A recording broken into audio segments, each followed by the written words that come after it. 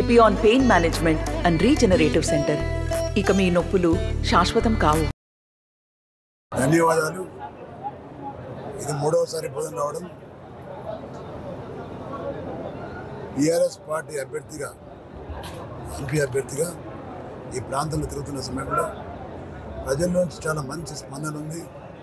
ప్రజలు చాలా సంతోషంగా ఆహ్వానిస్తూ ఉన్నారు. ఒకటే కాదు, జగిత్యాల, కొరుట్ల, మెట్పల్లి, బాల్కొండ, ఆర్మూర్, నిజామాబాద్ అర్బన్, నిజామాబాద్ రూరల్, బోధన్ 7 నియోజకవర్గాలలో కూడా ఇదే పరిస్థితి ఉంది. ప్రజలు కాంగ్రెస్ పార్టీ మీద ఆగ్రహంతో ఉన్నారు. ప్రజల్ని వంచి మోసం చేసింది కాబట్టి కాంగ్రెస్ పార్టీ వాళ్ళకు బుద్ధి చెప్పే సమయం ప్రజలకు వచ్చింది. కాబట్టి అందరూ కూడా 13వ తేదీ మే వరకు వెయిట్ చేస్తూ ఉన్నారు. మే 13 నాడు జరిగే పార్లమెంట్ ఎలక్షన్లో తప్పకుండా బీజేపీకి మరియు కాంగ్రెస్ పార్టీకి బుద్ధి చెప్పి టీఆర్ఎస్ పార్టీ అభ్యర్థులు నాకు ప్రత్యేకమైన ఓట్లు వేసి గెలిపిస్తారనే నమ్మకం నాకుంది. మా గతంలో గెలిచిన వాళ్ళు కవితమ్మ గారు తప్ప మిగతా వాళ్ళందరూ కూడా మరి తప్పుడు వాగ్దానాలు ఇచ్చి నిజాం షుగర్ ఫ్యాక్టరీ తెరిపిస్తామని, గల్ఫ్ బాధితులను ఆదుకుంటామని, అదేవిధంగా మరి పెన్షన్ పెంచుతామని, రైతు బంధు పెంచుతామని, పొలం బంగారం ఇస్తామని ఈ విధంగా చెప్పి గద్దెనెక్కిన కాంగ్రెస్ కానీ, షుగర్ ఫ్యాక్టరీ తెరిపిస్తానని, పసుపు తెస్తానని, గల్ఫ్ బాధితులను ఆదుకుంటామని చెప్పినటువంటి బీజేపీ అభ్యర్థి కానీ వీళ్ళిద్దరు కూడా మాట తప్పిండ్రు. ప్రజల మధ్య తిరిగే పరిస్థితి లేదు. వాళ్ళకు టీఆర్ఎస్ పార్టీ, కేసీఆర్ గారు మరి పరిపాలించ 10 సంవత్సరాల్లో ప్రజలందరూ ఆదుకున్నాడు, అన్ని రకాలు ఆదుకున్నారు. కాబట్టి ప్రజలకు నమ్మకం ఉంది కేసీఆర్ గారి మీద. తప్పకుండా కేసీఆర్ గారు నమ్మి మరి మేము మోసపోయినాము, కేసీఆర్ గారు నమ్ముకున్నాం కానీ మర్చిపోయి కాంగ్రెస్ పార్టీ కొట్టేసి మరి మేము మోసపోయినామని అనుకుంటున్నారు. తప్పకుండా ఈ సమయంలో పార్లమెంట్ ఎలక్షన్లో బీఆర్ఎస్ పార్టీ కోటేసి నన్ను మెజార్టీ గెలిపిస్తారని చెప్పి నమ్మకం ఆశిస్తున్నాను. Thank you. చాలా బాగుంది. ఇక్కడనే కాదు, రాష్ట్రమంతా అదే పరిస్థితి. రాష్ట్రమంతా కేసీఆర్ గారు బస్సు యాత్ర స్టార్ట్ చేసిన తర్వాత బీఆర్ఎస్ పార్టీ గ్రాఫ్ చాలా పెరిగింది. ప్రజలకు అవగాహన వస్తుంది. జనాన్ని మోసం చేసి ఓట్లు వేసుకున్న రేవంత్ రెడ్డిని, జనాన్ని మోసం చేసి వాగ్దానం ఇచ్చినటువంటి భారతీయ జనతా పార్టీని మరి ఈరోజు ప్రజలు ఓడించడానికి రెడీగా ఉన్నారు. జరిగిన మోసాన్ని సరిదిద్దుకోవడానికి ప్రజలు మళ్ళీ బీఆర్ఎస్ పార్టీకి పట్టం కడతారని నమ్మకం నాకు. గెలుపు మాత్రం ఖాయం. గెలుపు మాత్రం నేను ఒక్కనే కాదు, ఈ రాష్ట్రంలో 10 నుంచి 12 స్థానాలు మేము గెలుస్తాం. అట్లా ఉంది స్పందన. కాబట్టి గెలిపే. ఇచ్చిన హామీ అమలు చేయకుండా మళ్ళీ సిగ్గు లేకుండా పార్లమెంట్ ఎలక్షన్లో ఓటు ఏమైనా వస్తూ ఉన్నారు. మీకు మనవి చేస్తున్నా, ఈ పార్లమెంట్ ఎలక్షన్లో ఓట్లు ఏమైనా వచ్చిన కాంగ్రెస్ నాయకులను నిలదీసరిని గట్టిగా మీరు మాకు ఇచ్చే హామీ ఇచ్చినటువంటి 4,000 పెన్షన్ ఇవ్వండి, పొలం బంగారం ఇవ్వండి, రైతు బంధు 15,000 ఇవ్వండి, అవన్నీ ఇస్తేనే ఓట్లు ఇస్తాం. లేకపోతే టీఆర్ఎస్ పార్టీకి ఇస్తున్నాయి ఇవ్వండి దయచేసి. అలా చేస్తేనే వాళ్ళ గుణం వస్తుంది. కాబట్టి నేను చెప్తున్నా మీ అందరూ కూడా. అదే కాకుండా మీరు దయచేసి ఆలోచించారు. విషయం ఏంటంటే, నేను బాన్స్వాడ ఎమ్మెల్యే చేసినాను. బాన్స్వాడ ఎమ్మెల్యే చేసినప్పుడు డిస్ట్రిబ్యూటర్ 45, అదే డిస్ట్రిబ్యూటర్ 45 ఆ కెనాల్ను, అదే కాకుండా నిజాం సాగర్ మెయిన్ కెనాల్ను సిమెంట్ లైనింగ్ చేయించి 550 కోట్లు ఖర్చు పెట్టి సిమెంట్ లైనింగ్ చేసి ఈ ప్రాంతాలు నీళ్ళ తీసుకెళ్తున్నారు. దయచేసి ఆలోచించాలి. ఒక 5 సంవత్సరాలు ఉన్న బాన్స్వాడలో, 5 సంవత్సరాల బాన్స్వాడలో డబల్ రోడ్లు వేసిన, కెనాల్ బాగా చేయించిన, మెయిన్ కెనాల్ బాగా చేయించిన, డిస్ట్రిబ్యూటర్ బాగా చేయించిన, మంచిగా 2 బ్రిడ్జ్లు కట్టించున్నారు. 1 కాదు 2 కాదు, 5 ఏళ్ల కాలంలో ఇప్పటికే డెవలప్ చేస్తున్నాం. మరి అదే సుదర్శన్ రెడ్డి గతంలో 5 ఏళ్ళు మంత్రి అయ్యాడు. ఎందుకు ఈ ప్రాంతాన్ని డెవలప్ చేయలేదు? ఓన్లీ ఆయన దృష్టి అంతా ఎవడు తెల్లబడి వేసుకున్నాడు, ఎవడు కారు కొనుక్కున్నాడు, ఎవడు మంచిగా కట్టుకున్నాడు, వాడిని ఈర్ష్య తప్ప తాను ఒక్కడే బాగుపడాలా, ఇతరులు బాగుపడద్దు, అందరు పిచ్చలాగా ఉండాలా, నేను ఒక్కడిని దొరలాగా ఉండాలనుకుని పెట్టి దురదృష్టం ప్రాంతంలో గరీబ్ వాళ్ళని చూసే వ్యక్తి ఓడిపోవడం, గరీబ్ వాళ్ళ దూరంగా వచ్చే వ్యక్తి ఎమ్మెల్యే గెలవడం చాలా దురదృష్టం. నేను చెప్తున్న ఆ వ్యక్తి కూడా సుదర్శన్ రెడ్డి విజయసాయి చెప్తుంది.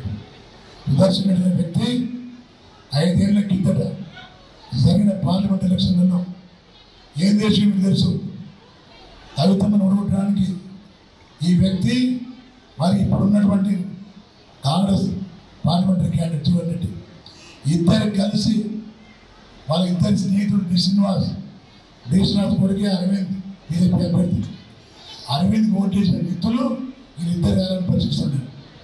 ఈ ఇద్దరు కాంగ్రెస్ పార్టీ పేరు చెప్పుకుంటారు, సెక్యులర్ అని చెప్పుకుంటారు. వీళ్ళు ఈ ఇద్దరు సెక్యులర్ లేనటువంటి వ్యక్తులు గత 5 ఏళ్ల క్రిందట కవితను ఓడగొట్టడానికి భారతీయ జనతా పార్టీ ఓటు ఇచ్చిన వ్యక్తులు ఈ వ్యక్తులకు ఆధారపడుతున్నారు. తెలుసా మీకు అందరికీ కూడా కాంగ్రెస్ పార్టీ ఓట్లు మొత్తం బీజేపీ ఇచ్చి మరి అరవింద్ గెలిచిన వ్యక్తులు వీళ్ళు.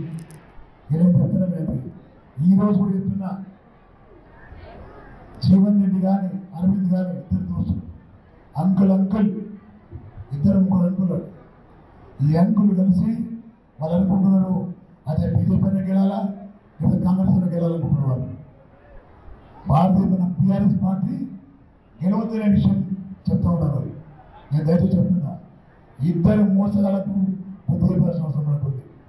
ఎవడైతే బీజేపీ నుంచి గెలిచిండో అని 5 రోజుల్లో పాస్పోర్ట్ తెస్తాడు, ఆ తర్వాత నిజాం షుగర్ ఫ్యాక్టరీ ఓపెన్ చేస్తున్నాడు. ప్రభుత్వం స్టార్ట్ చేయకుంటే నా సొంత డబ్బుతో ఓపెన్ చేస్తానని చెప్పిండు. సొంత డబ్బుతో లేదు, గవర్నమెంట్ లేదు, పాస్పోర్ట్ లేదు. వాళ్ళకు చూటాకోరు, ఈ చూటాకోరు కలిసి జనాన్ని మోసం చేస్తూ గెలుస్తూ ఉన్నారు. కాబట్టి దయచేసి చెప్తున్నాను అందరూ కూడా, వాళ్ళు నిజాయితీ ఉన్న వ్యక్తిని 100% సెక్యులర్ మనిషిని, ఎప్పుడు కూడా అన్ని వర్గాల వారిని ఆదుకున్న వ్యక్తిని. ఈ రోజుల్లో మన ఇబ్బందుల్లో ఉండి మన ప్రజల కోసం బయలుదేరిన కేసీఆర్ గారు బస్ యాత్ర పెట్టుకుని అధికారం లేకున్నా అధికారంలో వచ్చిన వ్యక్తులు ప్రజలకు ఇబ్బంది పెడుతున్న ఉద్దేశంతో తన కాలు ఇరిగిపోయినా దాన్ని అతికిన తర్వాత బస్ యాత్ర చేసిన మన కోసం. అలాంటి వ్యక్తిపడుతున్న బాధల్ని మనం అర్థం చేసుకోవాలా.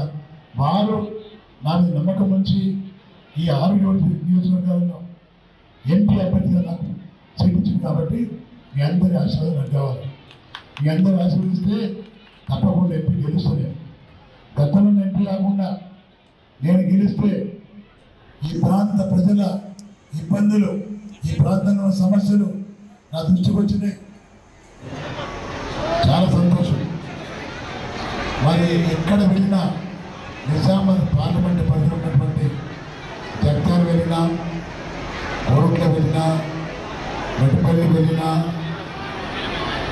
బాల్కొండ వెళ్ళాను, ఆర్మూర్, నిజామాబాద్ రూరల్, బోధన్ నియోజకవర్గంలో ప్రతిరోజు తిరుగుతున్నా.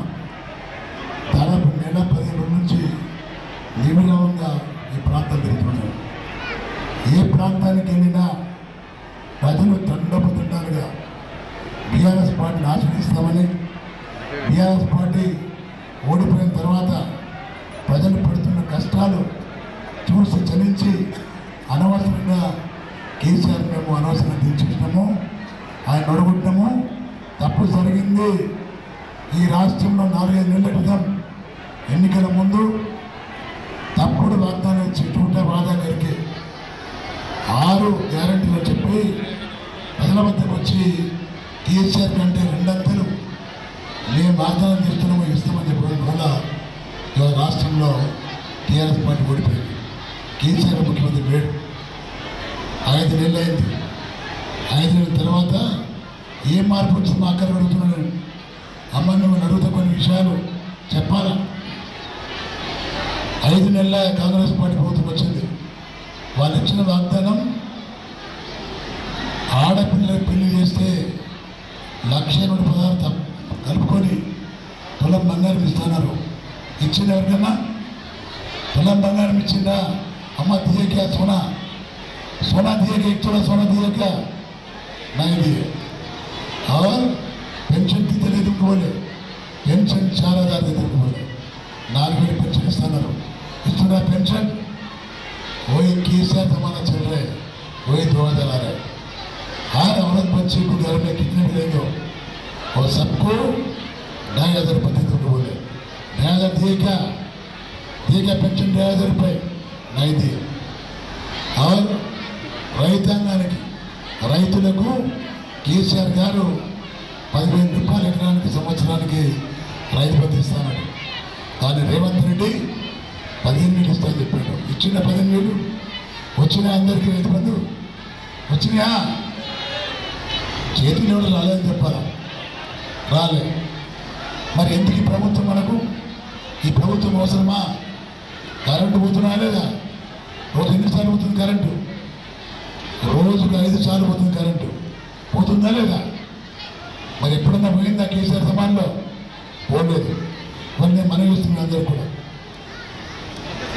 ఒకవేళ ఈరోజు షకీల్ ఆమెడ ఉంటే ఈరోజు మన దగ్గర షకీల్ భయం ఉంటే ఇక్కడ ఎంతకంటే 200 మంది వస్తుంది ఇక్కడికి ఆయన మీద అంత ప్రేమ కేవలం 1,500 ఓట్లు ఓడిపోయినాడు ఆయన ఓడి గెలిచినాడు ఇవాళ ఏమవుతుంది షకీల్ బోధనకు వస్తే ఎక్కడ ఓట్లు ఎక్కువ పడుతున్న భయంతో ఈ కాంగ్రెస్ ప్రభుత్వం ఆయన రాకుండా చేసి పోలీసులు పెడుతున్నారు షకీల్ కొడుకు మీద కూడా అనవసరంగా బాధపెట్టి జైలు పంపించి ఇబ్బంది పెట్టి మా ఆడకూతురు ఇబ్బంది పెట్టిండు ఆయేషా ఫాతిమా గారు అంటే కాంగ్రెస్ పార్టీ వచ్చిందంటే పోలీసు రాజ్యం వచ్చినట్టే ఉంది ఇవాళ 10 ఏళ్ల కింద టీఆర్ఎస్ ప్రభుత్వం ఉండే కేసీఆర్ గారు ఉండే ఎప్పుడైనా పోలీసులు కేసు పెట్టిందా పోలీసులు బెదిరించిందా కానీ ప్రాంతంలో అనుకోకుండా గెలిచిన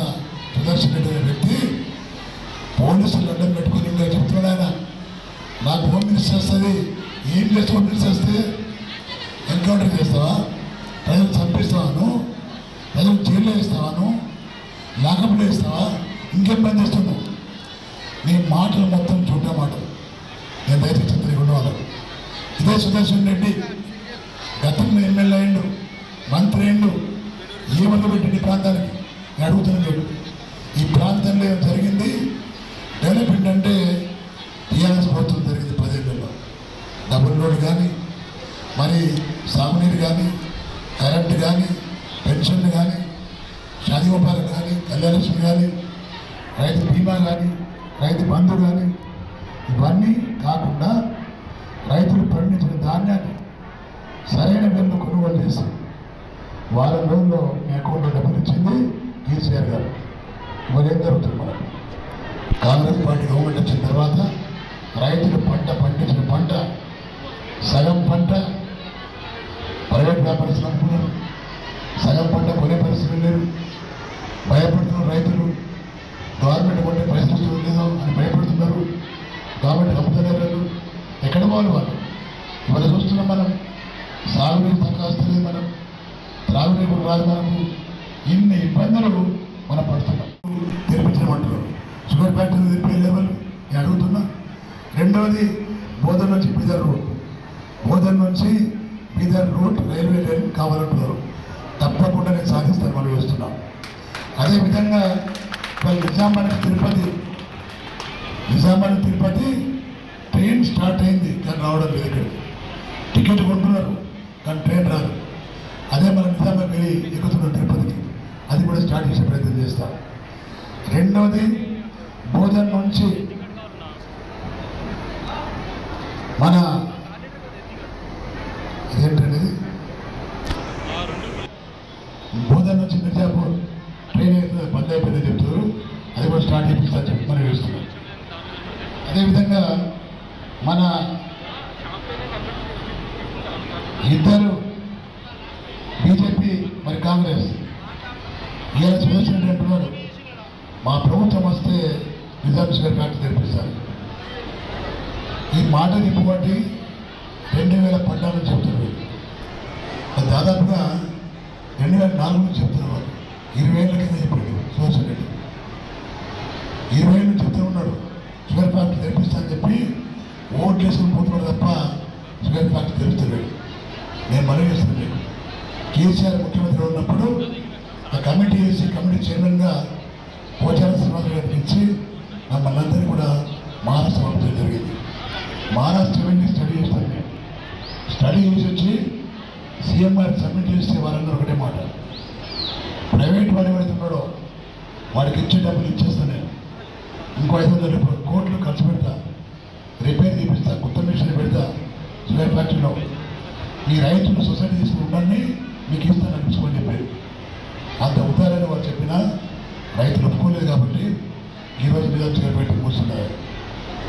ఇవాళ అదే మాట కాంగ్రెస్ పార్టీ వాళ్ళు చెప్పారు. కాంగ్రెస్ పార్టీ గవర్నమెంట్ గతంలో కూడా ఉంటాయి, రాజశేఖర్ గారు ముఖ్యమంత్రి ఉంటాయి. ఆ జమాన్లో కూడా నేను కూడా హౌస్ కమిటీ మెంబర్లు, Sudarshan Reddy house committee member, Sudarshan Reddy and Jeevan Reddy member, Ratnakar Rao నాయకత్వంలో హౌస్ కమిటీ వేసింది. హౌస్ కమిటీ వేసి ప్రైవేట్ నుంచి తీసేసి గవర్నమెంట్ నడిపిస్తామని చెప్పారు.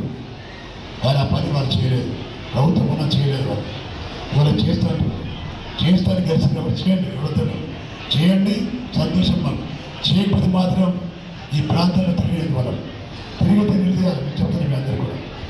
ఓన్లీ అబద్ధాలు చెప్పి ఓట్లు వేసుకొని ప్రభుత్వంలో ఉన్నారు. కాబట్టి ఈ వ్యక్తులు ఇద్దరు కూడా బీజేపీ కానీ కాంగ్రెస్ పార్టీ కానీ బుద్ధి చెప్పాలనుకున్నప్పుడు సమయం వచ్చింది. మనం ఈ నెల 13 నాడు పార్లమెంట్ ఎలక్షన్ ఉంది, పోలింగ్ ఉంది. మీ అందరూ బయటకు చెప్తున్నా, మీ అందరూ కూడా బీజేపీకి మరియు కాంగ్రెస్ పార్టీకి బుద్ధి చెప్పాలంటే బీఆర్ఎస్ పార్టీ కార్యకర్తలు ఓటేస్తే తప్పకుండా ఇద్దరికి సిగ్గు బుద్ధి రెండు కూడా వస్తాయని చెప్పి మనవిస్తూ, మరి వల్ల నేను మనవిస్తున్న అందరూ కూడా ఈ ప్రాంతంలో నేను ఎమ్మెల్యేగా ఉన్నాను. గతంలో 4 సార్లు ఉన్నా, బాన్సోలో ఉన్నా, నిజామాబాద్ రోడ్లో ఉన్నా, ఆర్మూర్లో ఉన్నా. ఎక్స్పీరియన్స్ బాగుంది నాకు. ఏ విధంగా కేంద్రం ద్వారా నిధులు తీసుకోవాలని నాకు బాగా తెలుసు. పాస్పోర్ట్ అయితేనేమి, అదేవిధంగా ఈ ప్రాంతంలో చాలామంది దుబాయ్, మస్కాట్, గల్ఫ్ ఉన్నటువంటి యువకులు చాలామంది ఉన్నారు. వాళ్ళకి పాపం ఎన్నో ఇబ్బందులు వస్తున్నాయి. మరి నకిలీ ఏజెంట్ల బారిన పడి జైల్లో మగ్గుతున్న వాళ్ళు చాలామంది. హాస్పిటల్కి వెళ్తే తప్పులే వాళ్ళకు చనిపోయిన శవాలు తెచ్చే పరిస్థితులు లేవు. మనం ఇవన్నీ కూడా గతంలో మరి గెలిచినటువంటి అరవింద్ చెప్పిండు. గల్ఫ్ పాలసీ తీసుకువస్తున్నాడు, గల్ఫ్ పాలసీ తీసుకురావడమే కాకుండా వాళ్ళ ఇంట్లో కాల్ సెంటర్ పెడతానని చెప్పిండు. కాల్ సెంటర్ లేదు, గల్ఫ్ పాలసీ లేదు. తప్పకుండా నేను గెలిస్తే గల్ఫ్ పాలసీ ఈ దేశంలో ఉన్నటువంటి ఏ ప్రాంతంలో గల్ఫ్ యువకులు ఉన్నారో, యువకులు ఉన్నటువంటి ప్రాంతాల్లో ఉన్న ఎంపీలను పట్టుకొని ఆ ఎంపీలను పట్టించుకొని తప్పకుండా కేంద్రానికి ఒత్తిడి తీసుకొచ్చి గల్ఫ్ పాలసీ తీసుకొస్తారని కూడా మనం చేస్తున్నాం. అదేవిధంగా కాల్ సెంటర్ కూడా పెట్టించిన ప్రభుత్వం ద్వారా ఎవరికి కష్టం వచ్చినా కాల్ తీస్తారు, విధంగా చేస్తారని కూడా తెలియజేస్తూ, మరి దయచేసి మనం చేస్తున్నాం. నేను మీ వాడిని, మన ప్రాంతం వాడిని, మీ మధ్యలో తిరిగిన వాడిని, బోధనలో ఉన్న వాళ్ళు కానీ మరి బాన్స్వాడ ఉన్నప్పుడు ఓటుపల్లి మరి చాలా 5-6 గ్రామాలు ఉండేది. మన ఏరాజపల్లి. నమస్తే అండి.